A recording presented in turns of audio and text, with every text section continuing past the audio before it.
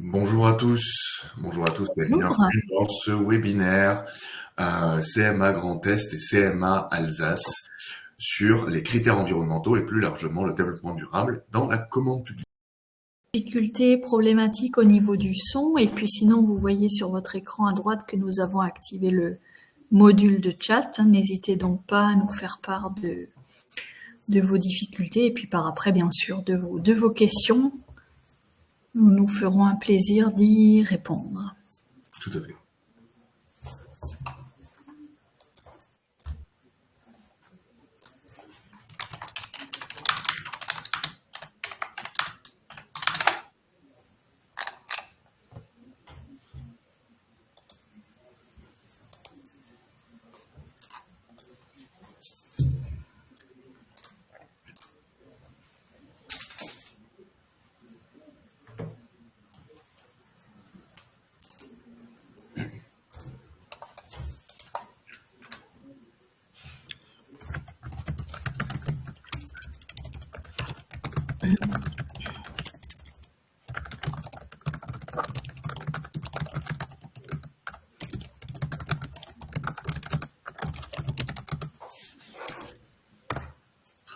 Bon, je propose qu'on commence. Très bien Valentin, c'est parti. C'est parti. Alors, comment répondre à des critères environnementaux lors d'un marché public, lors d'une réponse à une commande publique? C'est un sujet sur notre offre de services qui se développe de plus en plus. Sur le développement durable plus largement est un sujet de plus en plus important pour vous artisans. Et avec Cécilia, on s'est dit que c'était important de pouvoir faire un webinaire pour répondre à ces questions et surtout le placer dans le contexte plus large du développement durable dans la commande publique. Donc, je parle de nous, mais nous ne sommes pas présentés. Donc, je vais commencer par moi, Valentin Nicotra. Donc, je suis chargé de développement économique à la CMA Grand Est et je suis en charge de coordonner l'offre de services commande publique, accès à la commande publique pour l'entité CMA Grand Est. Et Cécilia. Bonjour à tous, Cécilia Kiffer, comme Valentin, mais exclusivement sur le territoire de l'ancienne région Alsace. Et nous sommes tous les deux points info pour les entreprises artisanales qui auraient des questions en lien avec les marchés publics, l'optimisation et la réponse aux marchés publics. Et on vous propose effectivement un accompagnement complet sur cette thématique, que vous soyez primo-accédant, que vous débutiez dans le sujet, dans le thème, que vous n'ayez jamais répondu à un appel d'offres, jusqu'à des questions un petit peu plus pointues, un petit peu plus précises. Et notre accompagnement est bien sûr individuel, mais aussi collectif. On vous propose toute l'année différentes formules comme des ateliers, des réunions d'information, des rencontres avec les acheteurs, mais on aura l'occasion d'y revenir à l'issue de ce webinaire. Et effectivement, comme le disait mon collègue Valentin, on vous propose ce matin le webinaire sur la thématique des critères environnementaux, puisque c'est un sujet que nous sommes amenés à traiter régulièrement. C'est un sujet en plein essor et il est important, tout du moins le pensons-le, il est important de faire un petit peu le point sur le sujet dans les marchés publics pour les artisans ce matin, pour que vous puissiez comprendre un petit peu quels sont les enjeux et comment bien sûr intégrer ces enjeux dans vos réponses. Tout à fait, tout à fait. Alors, vous aurez ce PowerPoint, ce PDF à la fin, qui sera envoyé par mail automatiquement. Donc, pas la peine de prendre des notes de nos coordonnées. Tout vous sera envoyé à la fin de ce mail, enfin de ce webinaire. Donc, on commence. On commence par une petite introduction.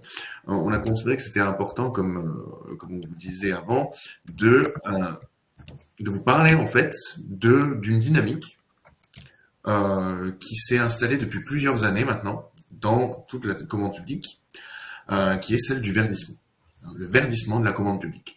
Donc on va voir ce que ça comprend, ce que c'est et pourquoi en fait c'est essentiel pour vous en tant qu'artisan de pouvoir savoir ce qui se passe et de pouvoir vous positionner en fonction. Parce que en fait vous aurez beaucoup de bénéfices à comprendre cette dynamique, cet état de fait. Donc, ce verdissement, en fait, c'est un constat. C'est un constat que aujourd'hui, l'État ne veut pas mettre un seul euro, ne veut rien acheter sans qu'il ait la certitude que ce soit vert. Concrètement, les enjeux environnementaux sont de plus en plus présents dans tous les appels d'offres, dans tout ce qui est commande publique. Tout ce qui est commande publique, donc les achats de l'État. Si l'État achète quelque chose, il veut en même temps réussir ses objectifs, atteindre ses objectifs de développement durable. Et donc, concrètement, comment est-ce que ça se traduit légalement, réglementairement? On vous a mis quelques exemples qui vous concernent directement, vous, artisans. Là, on a mis le dispositif du SPASER.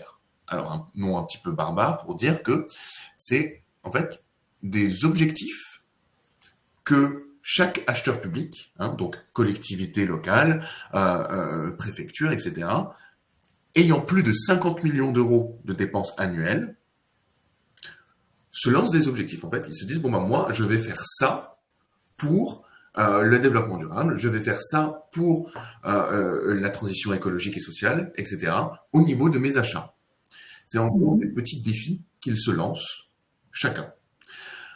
Pourquoi ça vous intéresse? Parce que dans chaque territoire où un SPASER a été mis en place, le tissu économique local a été fortement intégré. L'exemple le plus prégnant, c'est celui de la métropole d'Aix-Marseille, où je crois que c'est maintenant 2/3 de tous les achats publics qui sont directement bénéficiés, dont bénéficient directement les TPE et PME locales. Une collectivité locale, si un acheteur public se lance là-dedans, vous avez quasiment la certitude en fait qu'ils vont essayer de vous chercher. Parce que tout l'intérêt de ces SPASER, c'est de venir vers le tissu économique local pour un peu plus de développement durable, un peu plus de développement territorial cohérent. Donc forcément, des collectivités près de chez vous sont entrées dans cette démarche. Donc, essayez de vous renseigner là-dessus. Ça, c'est assez récent. Ça fait 2 ans. Avant, c'était 100 millions d'euros de dépenses annuelles. Et maintenant, c'est que 50 millions d'euros, ce qui élargit énormément en fait le scope, le périmètre de ces dispositifs. Et donc, ce qui vous donne plus de chances de trouver en fait une collectivité avec des procédures d'achat de ce style. C'est une obligation légale, effectivement, oui. Rappelons-le. En Alsace, vous avez 3 collectivités qui sont concernées, au moins, il y en a peut-être d'autres, mais c'est une obligation légale pour tout acheteur public qui effectue un volume annuel d'achat d'au moins 50 millions d'euros est obligé de respecter ce fameux SPASER, donc d'en décréter un. C'est un petit peu, si vous voulez, une charte d'achat public responsable, et quand on dit responsable, on pense notamment à l'environnement. Donc c'est simple, les acheteurs nous le disent, à Valentin et à moi-même, c'est pas possible, ça n'est plus possible pour les acheteurs concernés par ces SPASER, par ce volume d'achat minimum, de dépenser sans qu'on respecte les critères environnementaux. Donc effectivement, le premier réflexe qu'on vous donne, qu'on vous conseille d'avoir, c'est de vérifier si la collectivité est concernée. A fortiori, si c'est une grosse collectivité qui fait beaucoup d'achats, elle peut être concernée. Et du coup, effectivement, il va falloir vraiment être très exigeant, vous en tant qu'artisan, dans le respect de ces critères. Sinon, c'est pas la peine de répondre, effectivement. Tout à fait. Et donc, justement, on parle ici SPASER, achat socialement et écologiquement responsable. Très rapidement, on voulait simplement vous présenter un peu ce que c'est un petit peu plus techniquement, si vous voulez, ce que c'est l'achat responsable. En gros, c'est tout achat provenant de l'État ou autre qui sont dans un esprit d'équilibre entre trois grandes thématiques, 3 grands objectifs le développement social, le développement économique et le développement environnemental. Donc, c'est ça l'achat responsable. C'est un achat qui répond aux trois en même temps. C'est pertinent socialement, c'est pertinent économiquement et c'est pertinent environnementalement. C'est à ça que les acheteurs publics maintenant pensent. C'est le prisme à travers lequel les acheteurs publics pensent leur achat aujourd'hui. Donc voilà un petit peu pour cette parenthèse un peu technique. Quelques autres réglementations pour vous montrer comment ça impacte directement votre activité. S'il y a des artisans du BTP ici, la loi AGEC de ces dernières années impose à tout acheteur l'obligation de favoriser les produits issus du réemploi, de la réutilisation et du recyclage. C'est-à-dire que si vous faites appel à une matériothèque lors de votre processus de production, de construction normale, l'acheteur va dire cet artisan-là, il utilise du réemploi, il fait de la réutilisation. Forcément, je vais le favoriser par rapport à quelqu'un qui ne le fait pas. Il y a des artisans alimentaires ici, des traiteurs qui répondent à des appels d'offres pour de l'événementiel, et il y en a beaucoup pour nos acheteurs publics. La loi Egalim, par exemple, toute restauration collective publique doit proposer au moins 50% de produits durables, dont au moins 20% de produits bio. C'est-à-dire que pour tout ce qui est restauration collective, l'acheteur public, il va se dire, moi, forcément, il faut que j'ai quelqu'un qui me propose des produits durables. Et ça peut être très facile, ça peut être sourcé localement, ça peut être des produits qui ont peu de déchets, de plastique, etc. Et plus généralement, et là, ça concerne tout le monde, c'est avec la loi Industrie verte de l'année dernière, de octobre 2023, les critères environnementaux seront généralisés pour tout marché public d'ici 2025. Donc on va rentrer un petit peu plus dans le technique sur qu'est-ce que c'est des critères environnementaux, mais ce que vous devez retenir de cette loi, c'est que en 2025, pas un seul marché public n'aura pas de considération environnementale dans sa conception, si vous voulez. L'acheteur public devra forcément, qu'il achète des stylos ou qu'il achète un bureau ou qu'il achète un service de communication, forcément, il devra penser développement durable et critères environnementaux d'ici 2025. Donc c'est dans pas longtemps, finalement. Donc voilà comment à peu près ça va se retranscrire, ce verdissement. Comment ça se retranscrit déjà, en fait, ce verdissement de la commande publique. Donc l'État, il envoie des signaux forts au monde économique pour dire que l'environnement devient un critère de plus en plus important dans ces processus d'achat. Pour se mettre un petit peu dans la tête d'un acheteur public aujourd'hui, pour que vous puissiez comprendre quelles sont ses motivations et comment il va penser, pour que vous puissiez vous positionner par rapport à lui. Il se pose tout le temps 3 grandes questions. Quel est mon besoin? Et par extension, comment intégrer le développement durable dans la définition de ce besoin? Et donc, sur le besoin, il va dire, j'ai besoin de voiture. J'ai besoin de voiture pour mes agents. Je vais peut-être louer plutôt qu'acheter. J'ai besoin de faire une nouvelle crèche, mais j'ai pas besoin que cette crèche, elle soit forcément tout en matériaux neufs. Donc, je vais définir que mon besoin, c'est une crèche faite en matériaux recyclés ou biosourcés, etc., etc., etc. La deuxième grande question, c'est comment est-ce que je peux m'assurer que l'entreprise qui va répondre, avec qui je vais contracter, elle satisfera ce besoin. Et donc, forcément, il va devoir être plus précis dans tout ce qui est critères d'attribution. techniques innovantes, labels, etc. Les variantes. Il va regarder en fait concrètement c'est quoi la proposition que vous lui faites et il va dire bon bah ok ça répond à mon besoin. Et la troisième grande question c'est mais ça c'est pas forcément simplement critères environnementaux, c'est à chaque fois c'est comment m'assurer que l'entreprise qui remporte le marché elle pourra respecter ses engagements sur sa réponse développement durable. Et donc forcément il va y avoir des garde-fous sur comment sur comment le marché sera exécuté pour voir si ses besoins seront respectés. Donc, pourquoi on vous dit ça?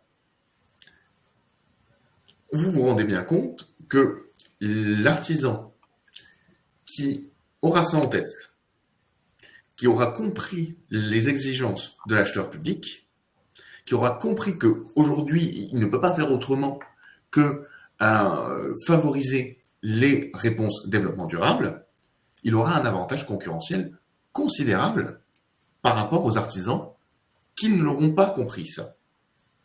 Parce que lui, l'artisan qui aura intégré des processus de développement durable dans sa réponse, dans son activité, dans sa production, forcément, il sera favorisé par rapport à l'artisan qui ne le fera pas. Et donc, c'est pour ça, en fait, longue introduction pour vous dire que c'est essentiel que vous commenciez à réfléchir à l'intégration du développement durable dans votre activité. Donc, maintenant, on va voir un petit peu plus dans le détail comment le développement durable s'introduit dans les marchés publics. Hein. Comment concrètement dans les procédures de candidature, ça se retranscrit. Donc, comment un marché public peut-il être vert? On va voir qu'il y a différentes manières pour qu'un marché public soit considéré comme développement durable. Il y a 3 grandes manières principalement. Soit le marché il est vert, soit il contient des critères environnementaux, soit il contient une clause environnementale. Vous allez voir, c'est assez évident en fait quand on y pense. Soit le marché il est vert, et c'est-à-dire que le marché en lui-même, l'esprit du marché, il est un développement durable. C'est une collectivité locale, une mairie qui veut instaurer des panneaux photovoltaïques sur son toit. Ça, forcément, le marché, le besoin, il est vert. Vous voyez? Donc l'ADN du marché est verte. Ensuite, la deuxième manière par laquelle un marché peut être vert, ce sont les critères environnementaux. Et là, c'est-à-dire que peut-être que l'ADN n'est pas vert du marché. Par exemple, peut-être que ça peut être au hasard de la vente de bureaux, de l'achat de bureaux, de fourniture de bureaux, mais l'acheteur public, la mairie, quand elle va acheter ses mobiliers, va dire bah non, bah moi, dans mon analyse des réponses que vous me proposerez, j'accorderai une certaine importance au fait que votre réponse, elle prenne en compte le développement durable. Ça, on verra ça un petit peu plus, de manière un petit peu plus détaillée plus tard. Ensuite, la troisième manière dans laquelle les marchés publics peuvent être verts, c'est les clauses environnementales. Et c'est-à-dire que là, on se place dans le périmètre de l'exécution du marché. C'est bon, vous avez décroché le marché, mais l'acheteur public, il veut que vous vous comportiez d'une certaine manière, que vous exécutiez le besoin d'une certaine manière pour que ce soit développement durable. Par exemple, un paysagiste qui devra arroser les espaces verts qu'en fin d'après-midi pour éviter l'évaporation. Un traiteur qui ne devra utiliser que des produits bio, etc., etc., etc. Donc voilà à peu près les 3, comment ça se retranscrit le développement durable dans les marchés publics. Alors, Cécilia, je vois que tu pianotes beaucoup et je vois qu'il y a pas peut-être des questions. Si vous voulez, on peut prendre un temps pour y répondre avant qu'on rentre dans le dur. Est-ce que vous avez effectivement encore des questions sur cette petite introduction, sur ces quelques éléments, on va dire de contexte, sur les différentes obligations en fait qui s'imposent à l'acheteur, en sachant qu'effectivement j'ai tapé quelques conseils Mhm. complémentaires, hein, de manière générale, voilà, pour identifier un petit peu les besoins de l'acheteur. Quand vous lisez le règlement de consultation, regardez effectivement, Valentin en a parlé, hein, la pondération, la note qui est attribuée aux critères environnementaux, aux dispositions environnementales. Il y a parfois aussi des marchés qui sont estampillés verts, hein, donc effectivement là, la nature même du marché impose des produits qui respectent certaines contraintes environnementales. Et le dernier point, la clause environnementale que vous voyez à votre écran, on est effectivement plus sur un process, sur une méthodologie. C'est à notre avis ce type de marché-là sur lequel il y a le plus de travail pour les artisans. En tous les cas, ce sont les marchés sur lesquels vous êtes en capacité d'améliorer vos process, de faire mieux pour maximiser vos chances de remporter le contrat, effectivement, hein. C'est sur ces marchés-là où finalement, effectivement, tout le monde peut mettre en place des process environnementaux pour maximiser ses chances de remporter l'offre, de remporter le marché. Soyez quand même attentifs au fait que, en plus de ces contraintes qui s'imposent aux acheteurs et aux entreprises, il va y avoir dans les prochaines années, on nous le dit lors de tous les échanges avec les acheteurs publics, hein, Valentin, il va y avoir de plus en plus de contrôles. Donc voilà, c'est pour le moment, on est quand même plutôt sur du déclaratif, disons-le. Il y a également derrière la nécessité de revoir parfois, même en interne, hein, hors marché public, vos manières de produire, vos manières de travailler, vos manières de fonctionner. Ça, c'est encore un autre point. C'est des choses qui se mettent en place et que vous pouvez valoriser pas seulement pour les marchés publics, hein, mais de manière générale quand vous valorisez votre entreprise pour tout type de clients.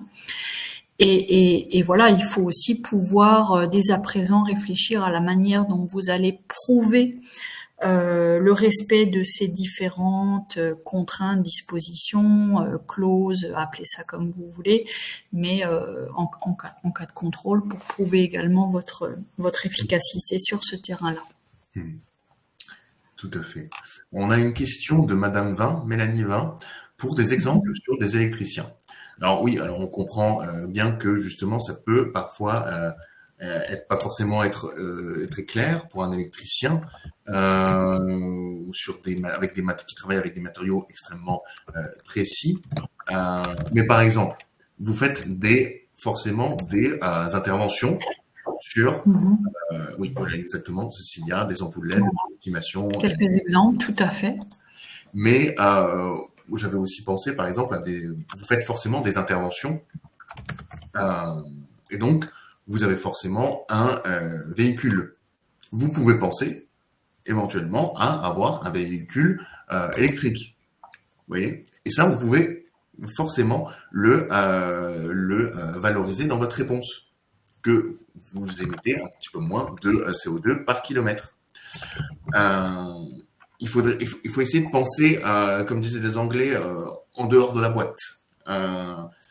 Peut-être que matériellement, sur ce que vous faites, vous ne pouvez pas agir énormément sur le verdissement de votre processus de production, mais par contre, sur le fonctionnement de votre entreprise, il y a énormément de points où vous pouvez agir. Le transport en est une. Mais là, oui, Cécilia, tout à fait, j'avais pas les exemples. Tout à fait. Ampoule, LED, optimisation de l'éclairage, c'est exactement une sorte de choses que vous pouvez faire. Donc voilà, s'il n'y a pas d'autres questions, on va poursuivre. Donc, premièrement, ensuite, c'est quoi un critère environnemental? Donc un critère environnemental, comme je vous le disais, ça intervient dans la candidature. La candidature, l'appel d'offres, si vous voulez. Dans un appel d'offres, l'acheteur public, il va lister toutes les règles de cette candidature, de cet appel d'offres, dans un document qu'on va appeler le règlement de consultation. Et c'est le document que vous devez voir en premier. Si vous avez déjà vu nos webinaires avec Cécilia sur les mémoires techniques, c'est clairement ce qu'on vous répète in extenso, c'est d'abord le règlement de consultation, il faut le lire de manière posée. Pourquoi ? Parce que c'est dans le règlement de consultation qu'il va y avoir le critère de jugement des offres. C'est quoi le critère de jugement des offres? C'est l'acheteur public qui dit voilà ce qui sera important pour moi quand je regarderai vos candidatures. Il dit le prix, ok, ça peut être, par exemple là vous voyez dans l'exemple que j'ai mis, ça sera important pour moi à moitié. Je pondérerai à 50% votre offre sur le prix. La valeur technique, là, en l'occurrence, 40%. Délai d'exécution de la demande, 10%. C'est là où l'acheteur public dit, voilà ce qui sera déterminant pour moi dans le placement des offres et de celles que je mettrai en haut et de celles que je mettrai en bas. Et donc, si il y a des critères, s'il y a une pondération sur l'environnement, eh bien alors il y a un critère environnemental. C'est-à-dire que l'acheteur public considérera l'environnement, considérera la perspective de l'environnement quand elle regardera, quand elle analysera votre offre. Et on revient à la loi industrie verte. Les critères environnementaux seront généralisés d'ici 2025. C'est-à-dire que maintenant, dans toute procédure, il y aura forcément un peu de critères environnementaux. Forcément, l'acheteur public, il devra se dire ok, j'ai 20%, 10% de critères environnementaux sur ce marché. Donc voilà ce qu'est un critère environnemental. Et donc, c'est bien beau de savoir ce que c'est, mais vous, comment vous y répondez ? Donc là, on vous a remis un schéma un peu de réponse à un appel d'offres avec mise en concurrence, donc avec tout ce que ça représente comme démarche administrative, donc avec la candidature à l'offre. Donc là, je vous passe bien sûr l'explication de chaque case, mais ce qu'il faut que vous reteniez, c'est que vous répondrez aux critères environnementaux dans la pièce maîtresse de votre réponse, qui est le mémoire technique. Parce que le mémoire technique, c'est là où vous pourrez détailler toutes vos compétences, pourquoi vous êtes le meilleur, et pourquoi vous pensez que l'acheteur public, forcément, il devra vous prendre vous, parce que vous êtes le meilleur. Et donc, c'est là où vous dites, voilà ce que j'ai fait pour le développement durable. Voilà ce que je fais, ce que je peux faire pour votre besoin. Et voilà pourquoi votre besoin, il peut tout à fait être, satisfait de manière environnementale, de manière développement durable avec moi. Et c'est là-dessus, c'est là-dedans qu'il va regarder l'acheteur public en premier quasiment. Le reste, comme ce sont des pièces administratives, c'est des vérifications pour voir si vous rentrez dans les clous. Pour l'offre, c'est l'offre financière aussi qui est importante, c'est le prix, mais c'est quelque chose d'assez constate le prix que vous proposez. C'est vraiment le mémoire technique qui est la pièce maîtresse pour défendre un peu votre candidature, votre réponse à un appel d'offres. Donc, sur ce mémoire technique, sur quoi l'acheteur public peut vous noter? Il est contraint, obligé de vous noter sur des critères objectifs et précis. Il ne peut pas vous discriminer. Par exemple, à la question de Madame Vin, on a répondu peut-être justement prendre des véhicules électriques. Parce que justement, ça fait une quantité de CO2 émise par kilomètre moindre. Mais imaginez que vous avez un appel d'offres pour la ville de Strasbourg et que vous êtes un artisan de Nancy. Vous êtes tout à fait prêt à faire le chemin qui est nécessaire entre Nancy et Strasbourg. Ça ne vous dérange absolument pas. Mais par contre, l'acheteur public, il vous dit, ah mais non, parce que vous allez mettre, vous allez faire plein de trajets et ça va émettre énormément de CO2. Niveau développement durable, je ne peux pas accepter ça. Il n'a pas le droit de vous dire ça. Parce que ça, c'est du localisme. Par contre, là, ce sur quoi il va pouvoir vous dire ben, non, ça ne va pas, c'est pas développement durable, c'est sur la quantité de CO2 émise par kilomètre. Si vous avez un vieux taco de 1950 qui consomme énormément d'essence et qui pollue énormément, là, il pourra vous dire ben non, désolé, je ne peux pas vous donner cet appel d'offres parce que je ne peux pas contracter avec vous parce que votre véhicule n'est pas développement durable, pertinent au niveau du développement durable. Par contre, si vous avez une voiture électrique, ça, ok. Et donc pas discriminatoire et ça doit toujours être en rapport avec le marché.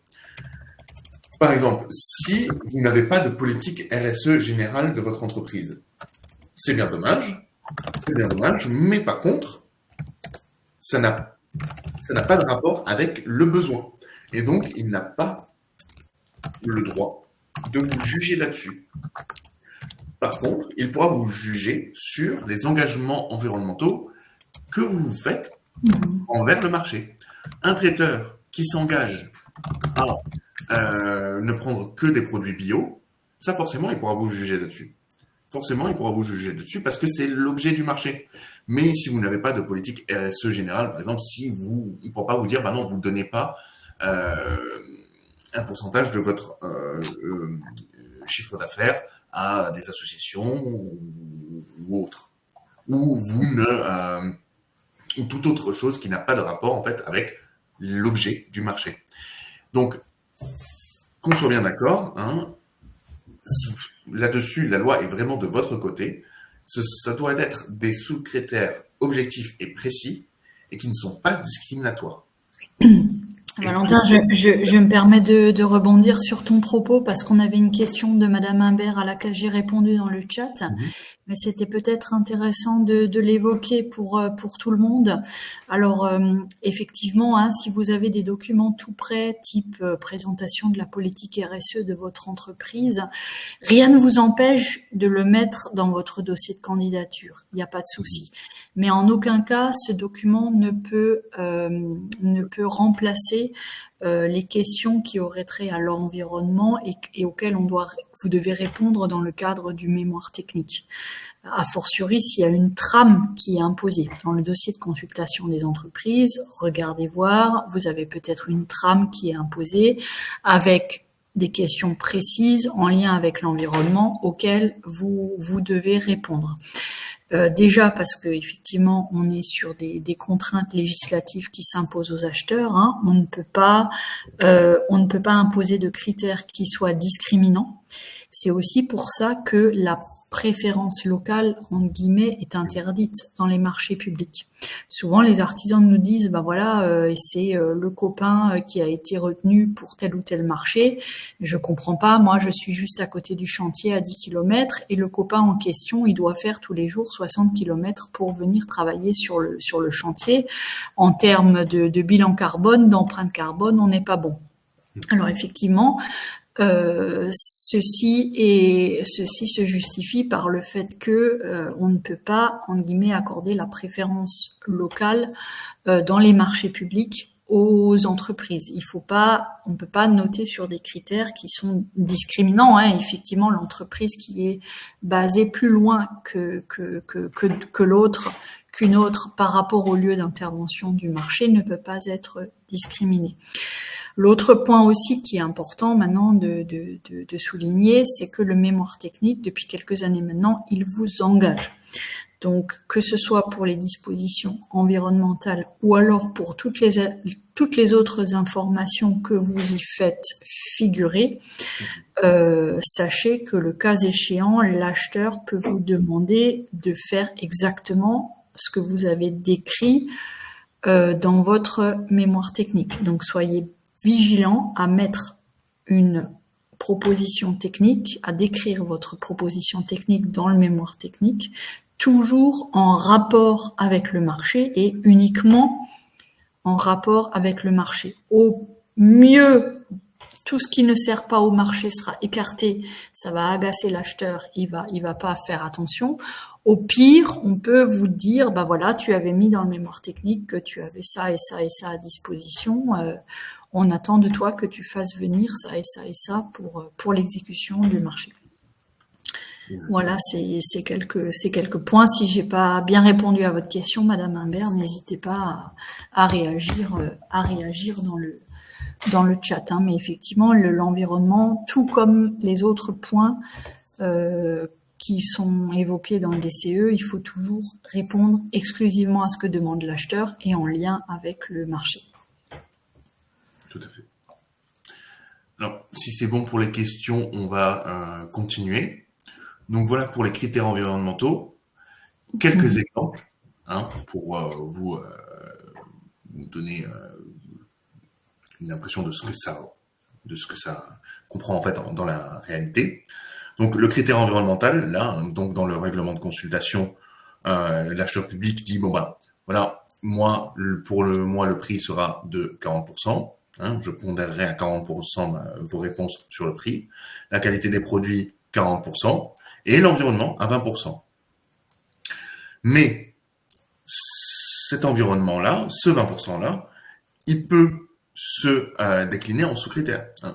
Ça peut être, moi, ma valeur technique, donc c'est 60%, dans l'environnement 20%, et j'ai plusieurs attentes dans les 20%. Les 20%, c'est pas juste, je regarderai, ce sera à peu près 20%. Non, l'acheteur public peut très bien, et très souvent, précis dans ce qu'il entend, dans ce sur quoi il va être regardant dans ces 20%. Imaginons pour un marché d'entretien des espaces verts, il pourra très bien vous dire moi ce qui est important pour moi c'est est-ce que vous utilisez des produits phytosanitaires. Ce qui est important pour moi c'est qu'est-ce que vous faites de vos déchets végétaux une fois les avoir coupés. On prenait aussi l'exemple de mobilier de bureau. C'est ok, super, mais est-ce qu'il y a du plastique recyclé dans votre production de mobilier?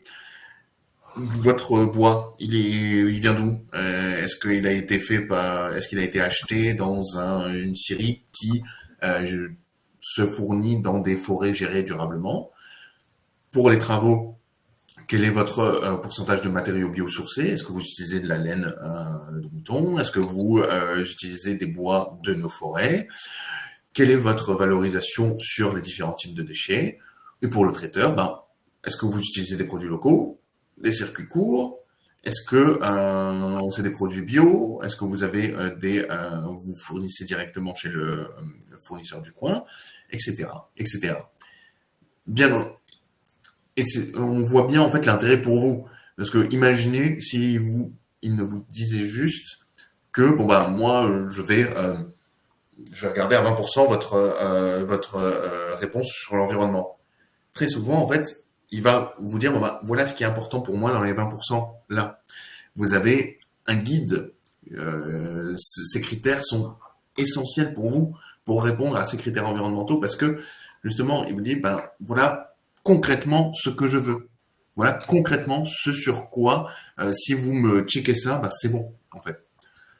Donc voilà à peu près des exemples concrets qui peuvent être mis dans les règlements de consultation. Sur les clauses environnementales, donc on se rappelle, donc il y a 3 manières pour qu'un marché soit vert. La clause environnementale, c'est dans l'exécution même du marché. Donc là, on reprend nos exemples.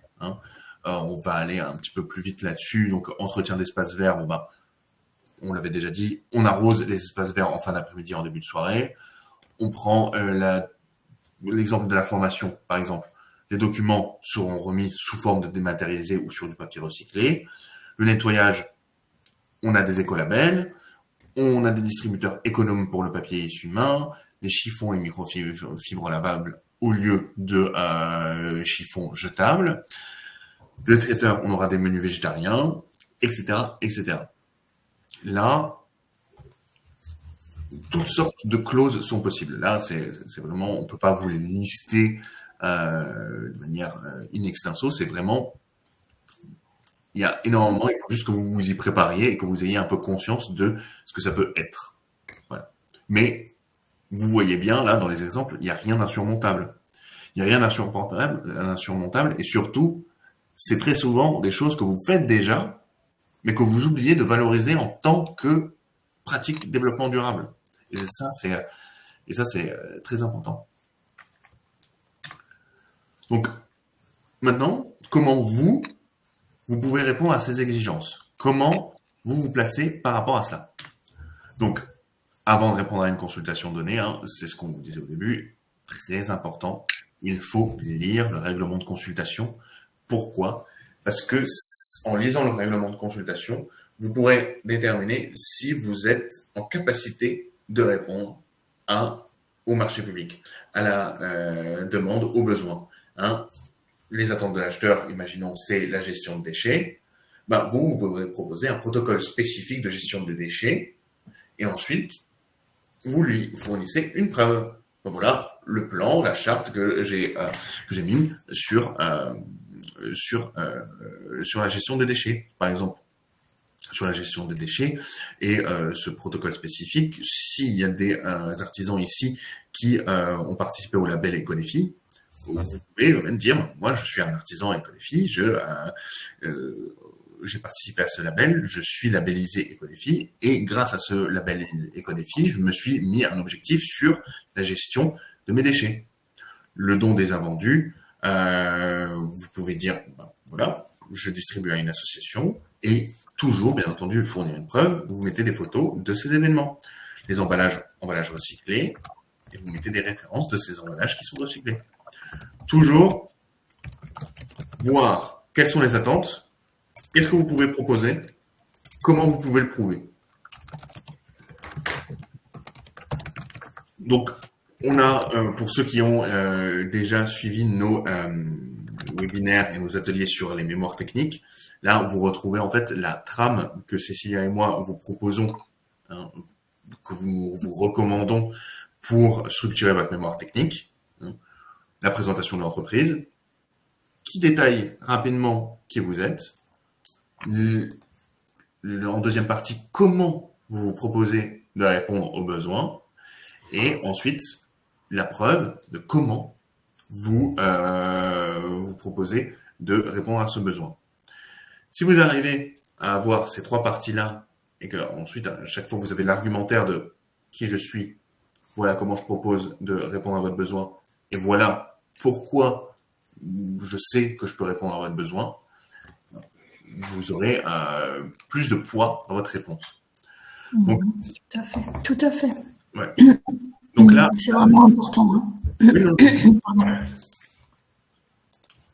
donc là, comment construire sa réponse par rapport à cette structure de mémoire technique?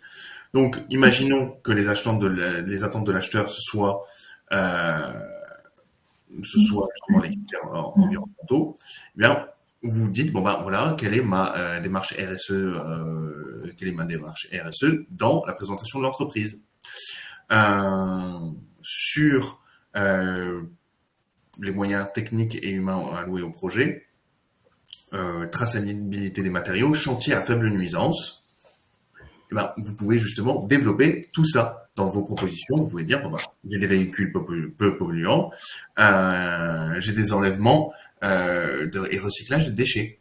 Et vous mettez les preuves, les photos des véhicules, l'attestation de collecte, tri et recyclage de charte chantier propre. Comment vous prouvez tout ça, hein, quelles sont vos références? Ben, vous montrez comment l'entreprise a réussi au cours du marché à répondre à ces exigences. Vous en faites une description détaillée et ensuite vous mettez comme preuve le PV des réceptions des travaux. Donc voilà, il y a toujours une manière claire et argumentative de vous présenter de manière sérieuse comme répondant aux besoins de l'acheteur. Et elle n'est pas forcément complexe en fait, c'est simplement, il faut aller directement aux besoins, montrer pourquoi vous êtes bon là-dessus et prouver ça. Donc là, on arrive bientôt à la fin de ce webinaire. On voulait vous montrer un peu, parce que c'est bien beau, tout ça, ça reste assez théorique, mais on voulait vous montrer quelques exemples d'erreurs à ne pas commettre, dont certains artisans, en fait, qu'on a accompagnés, les ont faites, alors que c'est des erreurs plutôt, comment dire, qui pourraient être évitées, et il faut les avoir en conscience. Par exemple, vous voyez, dans le règlement de consultation, toujours le règlement de consultation, c'est très important pour les critères environnementaux, l'acheteur public avait dit, bon ben voilà, vous allez intervenir en zone urbaine, c'est très important pour nous que vous fassiez bien attention à préserver le voisinage de vos interventions. L'artisan, il se dit oui, ok, pas de problème, mais il a fait un copier-coller malheureux. Hein, vous pouvez le voir là, dans le règlement de consultation, c'est bien dit, je veux que la sécurité des personnes habitant sur le site et la gestion de la réduction des nuisances soient assurées. Et je veux que vous me montriez comment faire. L'artisan, lui, il a répondu qu'il allait respecter la faune et la flore à proximité du chantier. Donc, vous voyez, c'est des choses où vous pouvez directement agir, hein, c'est vraiment pas compliqué, parce que vous savez très bien, artisan de travaux, sécuriser votre chantier pour préserver les habitants, mais ça va être très important pour l'acheteur public que ce soit fait. Et donc, faites attention à ne pas manquer ce coche, qui est très important, et ne pas faire de copier-coller malheureux. Relisez-vous. Ensuite, des arguments mal exploités. Par exemple, un artisan qui présente ses véhicules électriques. Très bien. Mais il n'a pas expliqué comment ils seront utilisés dans le cadre du marché. Et souvenez-vous, l'acheteur public ne peut que vous noter sur l'objet du marché. Ou alors, il va vous demander de rapatrier, le cas échéant, les 6 véhicules électriques qu'on voit à l'image, si jamais le chantier prend du retard et qu'il a besoin de plus de véhicules. Parce que vous lui avez dit, voilà, j'ai 6 véhicules électriques dans mon parc automobile. Si vous avez suivi un petit peu ce que j'expliquais précédemment. Exactement. Toujours ramener aux besoins et toujours expliquer en quoi ce que vous avez mis en place va être au profit du besoin, de la réponse aux besoins. Et de manière générale, hein, pas seulement pour les points environnementaux, on parlait de copier-coller malheureux. Faites le test quand vous relisez votre mémoire technique, quelles qu'en soient les parties. Si vous lisez un paragraphe et que ce paragraphe, vous pouvez le prendre et le mettre dans un autre mémoire technique pour un marché tout à fait différent du marché initial, c'est que c'est pas bon. C'est vrai que nous, on a l'habitude d'en lire, Valentin et moi-même, et ça se voit tout de suite. Quand on prend un paragraphe et qu'on se dit, voilà, ça je le sors, je le mets dans un autre mémoire technique, ça marche, c'est que c'est pas bon. Essayez vraiment aussi de regarder en relisant si vous avez de temps en temps placé le nom de l'acheteur, placé le nom de l'architecte, placé l'adresse du site. C'est des petits trucs et astuces de forme.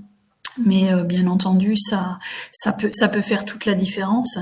Et a fortiori pour l'environnement, comme on le disait aussi précédemment, pensez aussi que vous pouvez être contrôlé sur chantier, sur site un jour.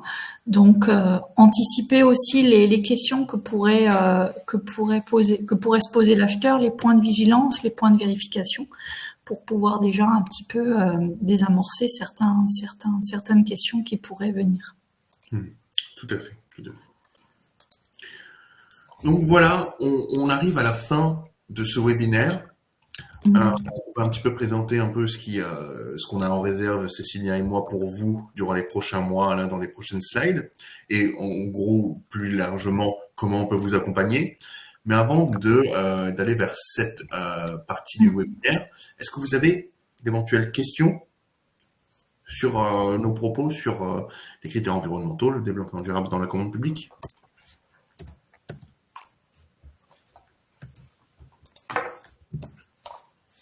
N'hésitez pas, hein, si vous avez encore des points sur lesquels vous aimeriez revenir. Et nous rappelons également que le travail sur les dispositions environnementales, le respect des critères environnementaux que vous pourriez mettre en place dans votre entreprise à des fins de réponse au marché public peuvent également servir à tous les clients, à tout type de clientèle, quelle que soit également la taille, l'ancienneté de votre entreprise. Il y a toujours quelque chose que vous pouvez mettre en place et que vous pouvez valoriser auprès d'un acheteur privé ou sur votre site internet ou sur une petite plaquette. Voilà, il faut pas faire en se disant ça va être que pour les marchés publics et après je l'oublie. C'est pas du tout l'objet. C'est vraiment une démarche intégrée à votre entreprise et puis qui peut évidemment servir à tout type de clients. Tout à fait.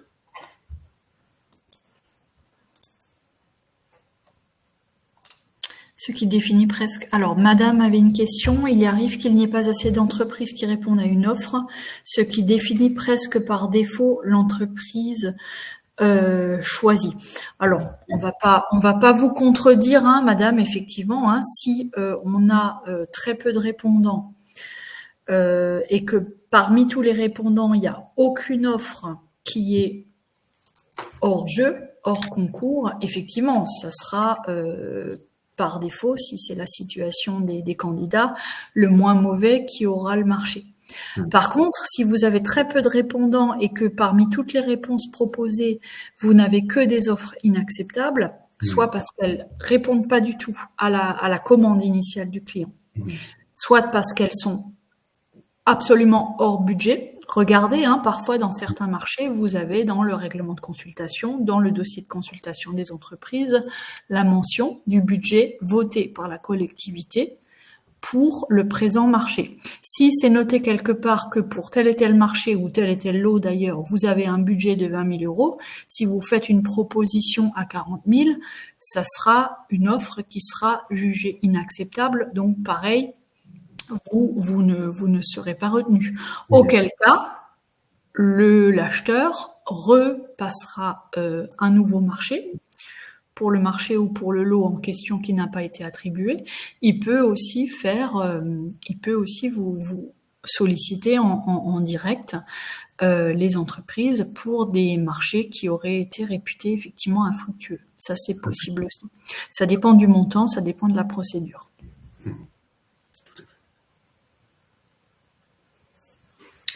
Très bien, écoutez, s'il n'y a pas d'autres questions, on va vous présenter un peu plus largement ce qu'on fait Cécilia et moi-même, hein, pour que vous puissiez aller plus loin, peut-être dans vos démarches de commande publique.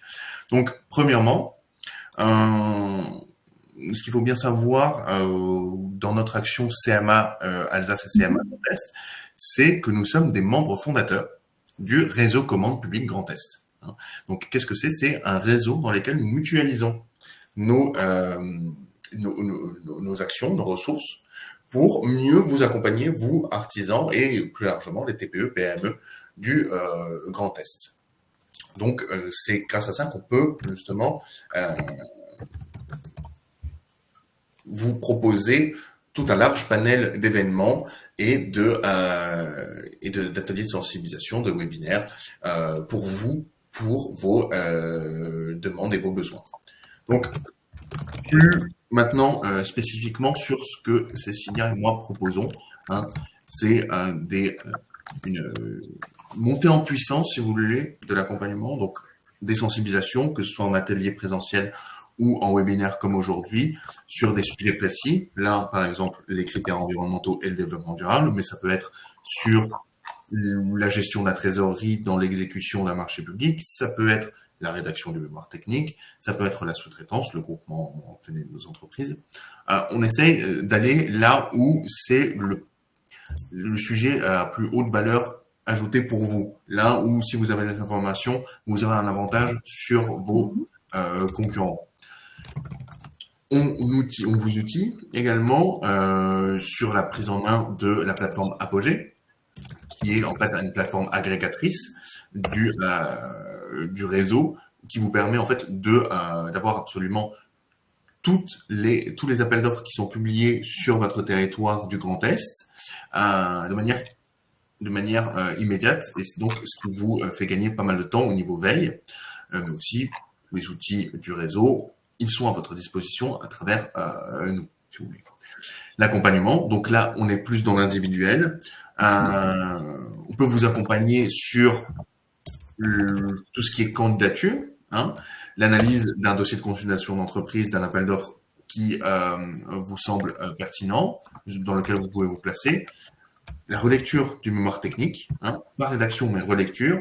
Vous pouvez venir avec nous avec un mémoire technique, donc comme on expliquait avec Cécilia, la pièce maîtresse de votre réponse à un appel d'offres, et on peut vous dire, voilà, là, peut-être que vous pouvez faire mieux sur cet aspect, peut-être que là, vous avez vos meilleures chances au vu, parce que c'est votre point fort, donc essayez de développer, et on a aussi la relecture, imaginez, le copier-coller malheureux qu'on vous a montré là précédemment, c'était sur la relecture d'un mémoire technique. L'artisan a pu y remédier directement, et voilà. On fait aussi des ateliers coaching de 2 heures sur des sujets bien précis. Par exemple, les critères environnementaux, c'est possible qu'on puisse se poser et réfléchir ensemble à comment rédiger une réponse face à des critères environnementaux. La rédaction du mémoire technique, la facturation sur Coruspo, on en a fait même une fois. Donc voilà à peu près comment on peut vous accompagner de manière plus précise que simplement ce genre d'atelier ou de webinaire. Et finalement, les mises en relation, on organise pas mal d'événements où on vous permet de rencontrer les acheteurs publics pour que vous puissiez présenter vos compétences, votre expérience, et pour que l'acheteur public puisse vous présenter ses prochains projets d'achat. Donc en fait, c'est un espèce de speed dating où vous rencontrez les acheteurs publics et vous puissiez mieux savoir ce qui va se passer sur votre territoire, vous puissiez mieux y être préparé et que vous puissiez à terme envoyer une meilleure candidature à ces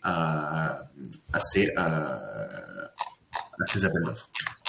Donc, pour vous donner quelques chiffres, Cécilia et moi, pour l'année 2023, c'est quasiment 900 entreprises qui ont été accompagnées à travers 10 opérations de mise en relation, de speed dating, comme on disait, 34 ateliers webinaires et 8 ateliers coaching. Donc là, vous voyez à peu près la photo du bas, c'était justement une rencontre mise en relation. Vous voyez les artisans qui rencontrent les acheteurs publics. Et en haut, c'était, ça tombe bien, c'était un atelier sur le biosourcé, sur les matériaux biosourcés, où nous avions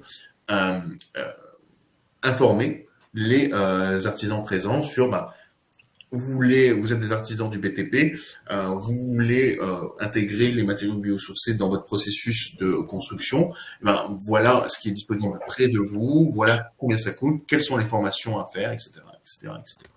Donc voilà comment on peut vous aider sur vos démarches commande publique. Et maintenant, sur quelles sont les prochaines échéances, donc, nos prochains ateliers, webinaires ou mises en relation. Le 9 juillet prochain, nous avons un atelier à Nancy pour les éventuels Meurthe-et-Mosellans qui nous écoutent, avec la métropole du Grand Nancy. Donc, vous pouvez rencontrer la métropole du Grand Nancy et poser vos questions et les rencontrer. Ce sera les personnes qui sont directement derrière les procédures de projet d'achat, et où on va engager un dialogue avec elles.